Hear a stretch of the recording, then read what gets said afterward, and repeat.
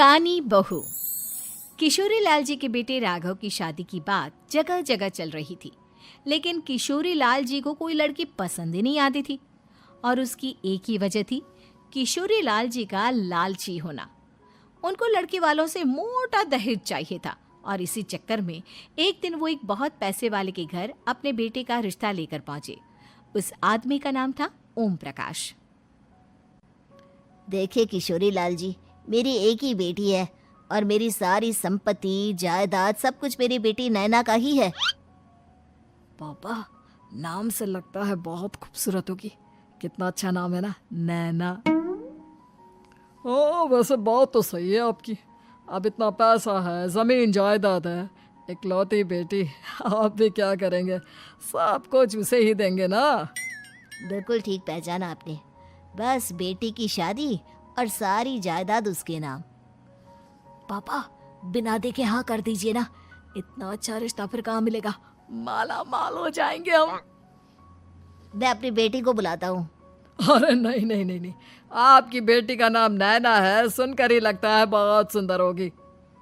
रहने दीजिए अंकल, मैं तो आपकी बेटी के नाम से ही इतना खुश हो गया हूँ कि उसे बिना देखे शादी करने को तैयार हूँ। अब तो मैं उसका चेहरा सीधे शादी के बाद ही देखूंगा। और इस तरह राघव नैना का चेहरा नहीं देखता और उससे शादी कर लेता है। शादी के बाद अपनी सुहाग रात पर जब राघव नैना का घूंघट उठाकर देखता है तो नैना की आंखें बंद थी। कितने खूबसूरत हो तुम नैना, जरा अपनी आंखें खोलकर मेरी तरफ देखो तो सही। नहीं, मुझे शर्म आती है। अरे, मैंने तुम्हें शादी से पहले भी नहीं देखा, और अब अगर तुम आंखें खोलकर मुझे देखोगी भी नहीं तो मुझे अच्छा कैसे लगेगा? इससे पहले कि नैना अपनी आंखें खोलकर राघव की तरफ देखती, अचानक से लाइट चली गई और राघव नैना को पूरी तरह से देख भी नहीं पाया। अगली सुबह नैना राघव के लिए नाश्ता बनाकर लेकर आई। अरे ये क्या, आधा पराठा सेका हुआ है और आधा बिल्कुल कच्चा। ये तुमने क्या किया नैना? बहू, तुमने क्या आधा पराठा तवे से नीचे लटका कर रखा था, जो आधा सेका है और आधा कच्चा? मुझे जितना दिखेगा उतना ही तो सीखूंगी ना पापा जी। जहाँ जहाँ मुझे नजर आ रहा था वहाँ मैंने सीख लिया, जहाँ जहाँ नहीं दिखा वहाँ कच्चा रह गया होगा। इसका क्या मतलब है? ये कैसा मजाक कर रही है तुम? अरे बहू, तुमने इतना लंबा घूंघट क्यों लगाया हुआ है? देखो, हमारे घर में बहुओं को बेटी की तरह रखा जाता है, और फिर तुम तो इतना सारा माल लेकर आई हो। देखो, ये घूंघट डालकर रखने की कोई ज़रूरत नहीं है। हाँ नैना, पापा जी ठीक कह रहे हैं, तुम तो आराम से रहो, अपना ही घर समझो। नैना अचानक से अपना घूंघट उठा लेती है।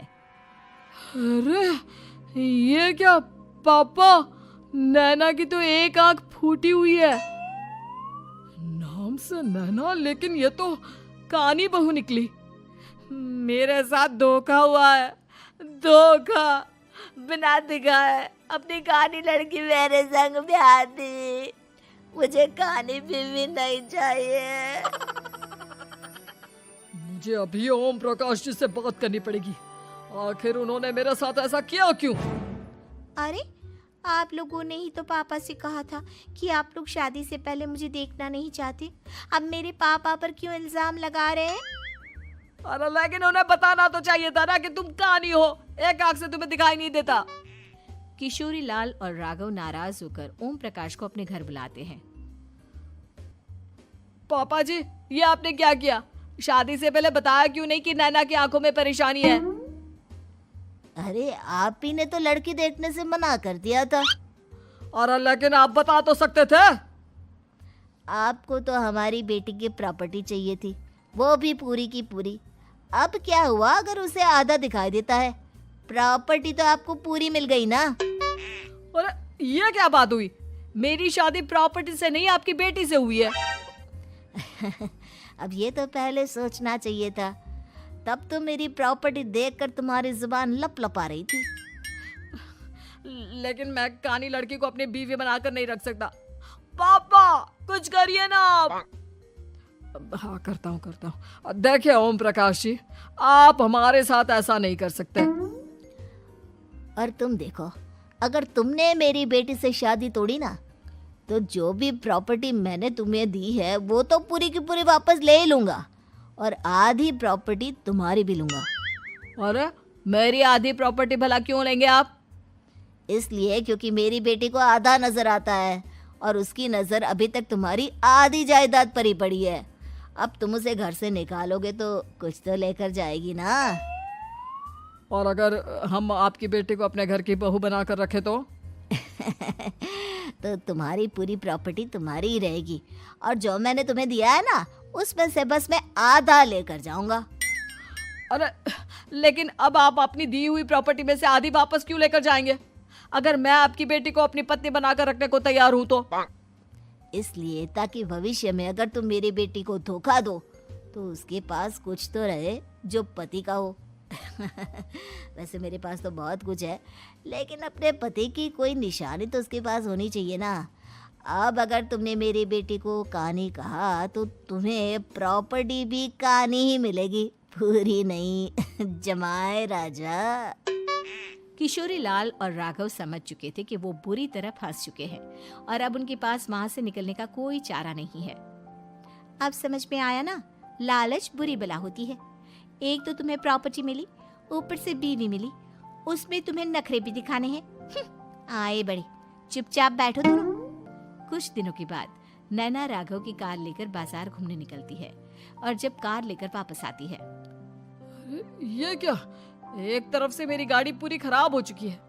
लगता है तुमने मेरी गाड़ी को किसी दूसरी गाड़ी के साथ एक्सीडेंट किया है। अरे अरे कितना बड़ा नुकसान कर दिया तुमने बहू। वो क्या है ना पापा जी, मुझे एक आंख से दिखाई नहीं दे रहा था, सामने से गाड़ी आ रही थी। मुझे तो सिर्फ आधा ही दिखाई दिया और वो गाड़ी मेरी कार से रगड़ते हुए निकल गई। अब मैं क्या करूं बताओ? आप इसे ठीक कराने के पैसे कौन देगा? तुम्हारे पापा? तुमने मुझसे इस तरह से बात की? अभी रुको। नैना राघव की शिकायत ओम प्रकाश को कर देती है। देखो राघव, अब जो मेरी आधी प्रॉपर्टी तुम्हारे पास थी ना, उसमें से आधी और मैं लेकर जाऊंगा, क्योंकि तुमने मेरी बेटी को डांटा। अरे नहीं नहीं पापा जी, गलती हो गई, माफ कर दो। गलती की तो कोई गुंजाइश ही नहीं। अगली बार मेरी बेटी को डांटा तो बची हुई आधी में से आधी और ले जाऊंगा। लालच के चक्कर में हम दोनों ने बहुत बड़ी गलती कर दी बेटा। एक तो तुम्हें कानी बहू मिली और ऊपर से जो माल मिला वो भी काना। इस तरह राघव की हर एक गलती पर ओम प्रकाश उसकी प्रॉपर्टी का आधा आधा हिस्सा लेकर अपना सारा माल वापस ले गया और राघव को कानी बीवी से काम चलाना पड़ा।